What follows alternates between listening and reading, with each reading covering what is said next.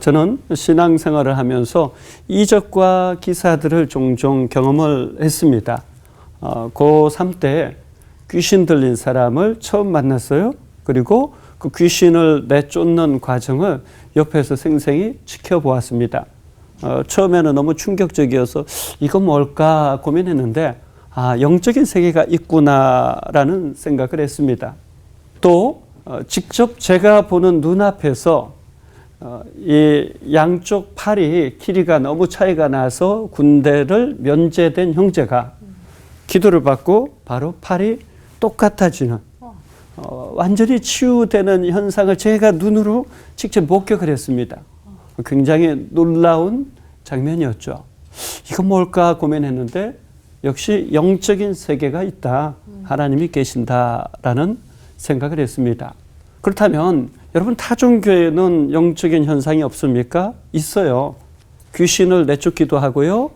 질병이 치유되기도 하죠. 여러 현상 자체가 그렇기 때문에 진리를 말하는 것은 아닙니다.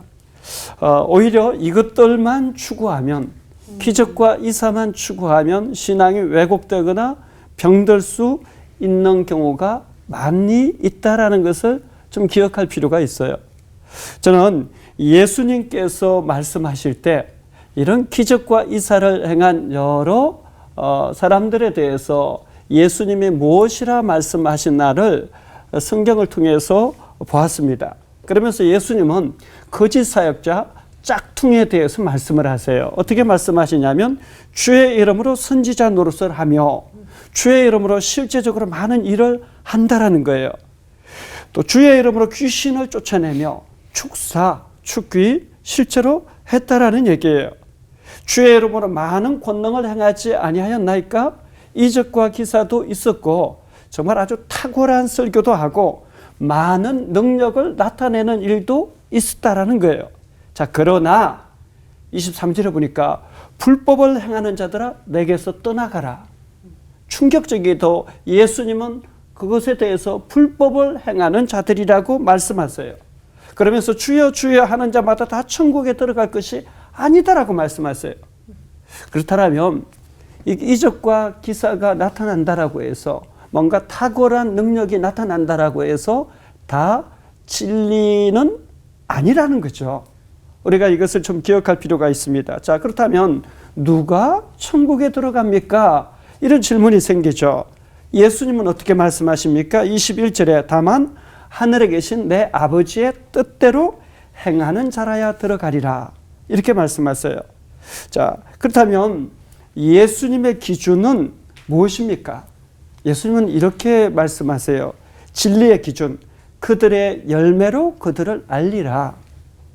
진리는 과정뿐만 아니라 열매로도 확인되어질 수 있어야 한다는 거죠. 또 24절에 누구든지 나의 이 말을 듣고 행하는 자는 그 집을 반석 위에 지은 지혜로운 사람 같으니, 다시 말해서 자기 생각이 아니라 하나님의 말씀을 듣고 말씀을 실천하는 자가 지혜로운 자다라고 말씀하세요. 그러니까 자기 중심이 아니라 말씀 중심의 신앙과 삶을 지속 반복 집중해서 그 길로 걸어간 사람이 지혜로운 사람이다 말씀하는 거죠. 우리는 어떻습니까? 우리가 이 말씀을 정말 예수님이 우리에게 주시는 말씀으로 받아들인다면 우리가 일상의 삶에서 말씀을 살아내는 것이 어쩌면 기적과 이적을 경험하는 것보다 훨씬 중요하다라는 사실을 깨닫게 됩니다. 자, 그렇다면 진리를 제대로 보려면 어떻게 하겠습니까? 진리를 가리는 편견을 제할 필요가 있어요. 이적과 기사 좋은 것이에요. 나쁜 것 아니에요. 그러나 그것이 진리 자체는 아님을 알아야 됩니다. 두 번째, 감정입니다. 감정은 수시로 바뀌죠. 진리는 감정에 의해서 바뀌는 것이 아니에요. 그래서 진리가 감정을 끌고 가게 해야죠. 또 자기 자신이 기준이 되면 안 되죠. 때로는 자기 자신의 기준이 너무나 되기 때문에 진리를 오히려 모르게 되죠. 그러나 진리 그 자체가 우리의 기준이 되고 말씀이 우리의 기준이 된다면 우리는 그 말씀에 의해서 분명히 변화되어질 것입니다.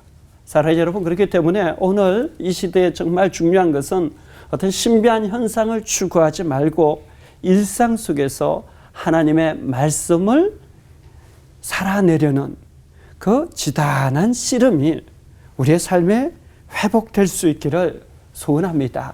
신비한 현상보다 중요한 것은 내 삶에서 되살아나는 말씀이 아닌가 하는 생각을 하면서 여러분 한 분 한 분이 그 길로 함께 갔으면 좋겠습니다. 아멘. 기도하겠습니다. 하나님 말씀 앞에 머물기를 원합니다.